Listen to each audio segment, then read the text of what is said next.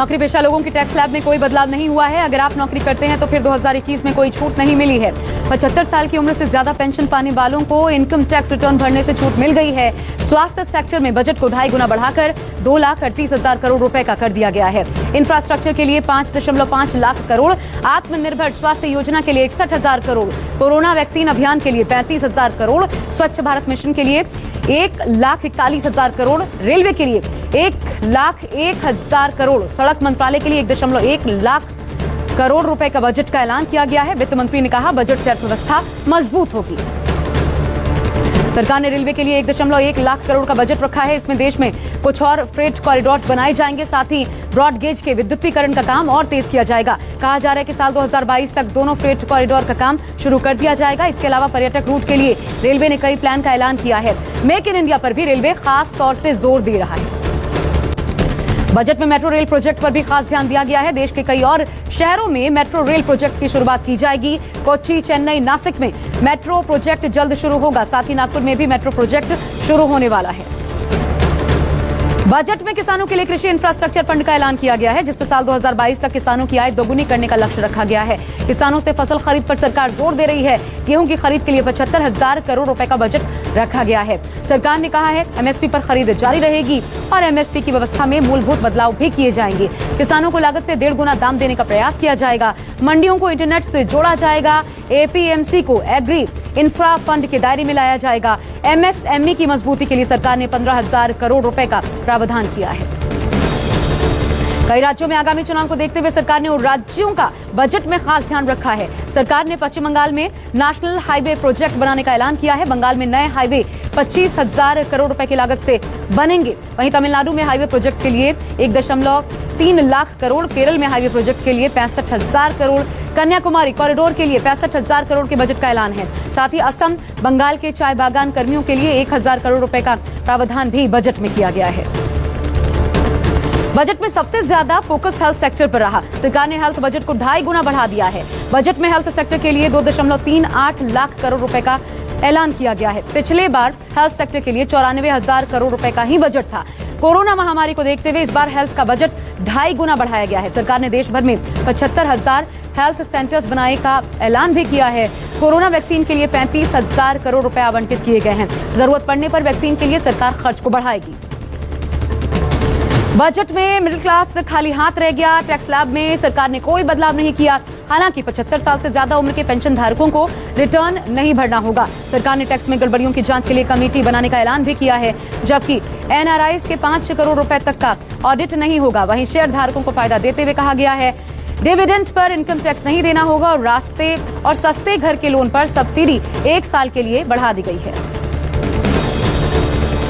वित्त मंत्री निर्मला सीतारमण ने अपने बजट में कई रोजमर्रा की चीजों के दाम बढ़ाए हैं तो कई वस्तुओं को सस्ता भी किया है। इस बजट में मोबाइल पार्ट्स में छूट घटाई गई है, जिसकी वजह से मोबाइल महंगे हो जाएंगे। चार्जर भी महंगा होगा।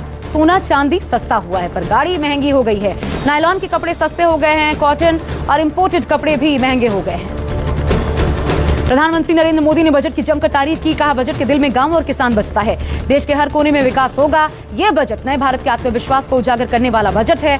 बजट देश के इंफ्रास्ट्रक्चर में बदलाव लाएगा। युवाओं को कई मौके देने का काम करेगा। बजट पर कांग्रेस नेता राहुल गांधी ने मोदी सरकार को आड़े हाथों लिया। राहुल गांधी ने कहा मोदी सरकार अपने कुछ उद्योगपति दोस्तों को भारत की संपत्ति सौंपना चाहती है। वहीं कांग्रेस नेता पी चिदम्बरम ने कहा इस बजट ने गरीबों को धोखा दिया, नौकरी पेशा लोगों को धोखा दिया। चीन से तनाव चल रहा है लेकिन बजट में रक्षा को लेकर कोई चर्चा नहीं। ये बजट भूखे हाथी को एक मुट्ठी घास देने के जैसा है। पश्चिम बंगाल की मुख्यमंत्री ममता बनर्जी ने बजट की जमकर आलोचना की। ममता बनर्जी ने कहा यह देश का पहला पेपरलेस बजट है, लेकिन इसमें सब कुछ बेच दिया गया है। ये लोग पूरे देश को बेच देंगे। जो लोग देश बेचने का काम कर रहे हैं वो राष्ट्रवाद की बात कैसे कर सकते हैं। ममता बनर्जी ने कहा बीजेपी के पास प्रवासी मजदूरों को देने के लिए पैसा नहीं है, लेकिन जिन लोगों ने बंगाल के लोगों का पैसा लूटा अब उन्हें प्राइवेट प्लेन में बिठाकर दिल्ली लाया जा रहा है। दिल्ली के मुख्यमंत्री अरविंद केजरीवाल ने कहा इससे चंद कंपनियों को फायदा मिलेगा। ये बजट चंद बड़ी कंपनियों को फायदा पहुंचाने वाला बजट है। इस बजट से महंगाई के साथ आम जनता की समस्याएं बढ़ने वाली हैं। वहीं आप नेता संजय सिंह ने कहा आज का बजट देश को बेचने का बजट है। समाजवादी पार्टी के अध्यक्ष अखिलेश यादव ने केंद्र बजट को निराशाजनक और दिशाहीन बताया। साथ ही कहा बजट में किसानों को कुछ नहीं मिला। लेकिन उद्योग जगत को इस बजट से लाभ होता दिखाई नहीं दे रहा है। सरकार पर निशाना साधते हुए कहा, धान में किसान लूट गया, अभी सरसों की फसल आनी है। उन्होंने सवाल किया, जब ब्रांडेड कंपनियां खाद्य तेल बनाएंगी तो किसान के उत्पाद का क्या होगा।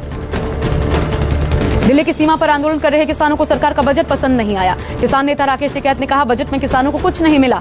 उन्हें पेट्रो पदार्थों पर कृषि के नाम पर सेस लगा दिया गया है। टिकैत ने कहा, एमएसपी पर भी कानून नहीं बनाया गया। टिकैत बोले, किसानों को कुछ मिला तो कर्जा मिला, जमीन का कागज गिरवी रख दो और सरकार से कर्जा ले लो। जमीन छीनने का ये बहुत बड़ा षड्यंत्र है। उधर बजट के खिलाफ विपक्ष अब सड़कों पर भी उतर गया है। दिल्ली में महिला कांग्रेस ने बजट के खिलाफ प्रदर्शन किया। महिला कांग्रेस का कहना है, बजट में महिलाओं का ध्यान नहीं रखा गया। 26 जनवरी को दिल्ली में हुई हिंसा मामले में पुलिस ने अब तक 44 केस दर्ज कर लिए हैं, साथ ही 122 आरोपियों को गिरफ्तार किया है। वहीं दिल्ली पुलिस कमिश्नर ने हिंसा में गंभीर रूप से घायल पुलिसकर्मियों के लिए 25,000 और मामूली चोटिल पुलिसकर्मियों को 10,000 की सहायता राशि देने का ऐलान किया है। दिल्ली हिंसा पर 44 केस दर्ज हुए हैं, 122 लोग अब तक गिरफ्तार हो चुके हैं।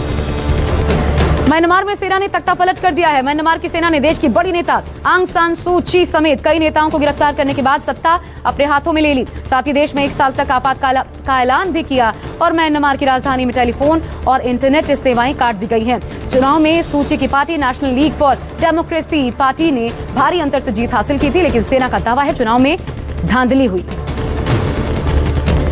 म्यांमार में सेना ने तख्ता पलट और नोबेल पुरस्कार विजेता आंग सान सू की अरेस्ट किए जाने पर अमेरिका ने म्यांमार की सेना को चेतावनी देते हुए कहा, अगर म्यांमार की सेना ने अपने इन कदमों को वापस नहीं लिया तो बाइडेन प्रशासन इस पर कड़ी कार्रवाई करेगा। म्यांमार में तख्ता पलट के पूरे घटनाक्रम पर अमेरिका पैनी नजर बनाए हुए है।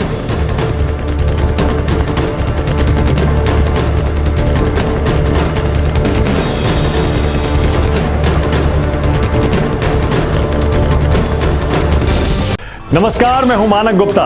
अगर आपको हमारा ये वीडियो पसंद आया हो तो इसे लाइक और शेयर जरूर करें और हाँ, हमें सब्सक्राइब और फॉलो करना ना भूलें ताकि आप देश और दुनिया की कोई खबर मिस ना करें। तो जुड़े रहिए हमारे साथ और देखते रहिए News 24।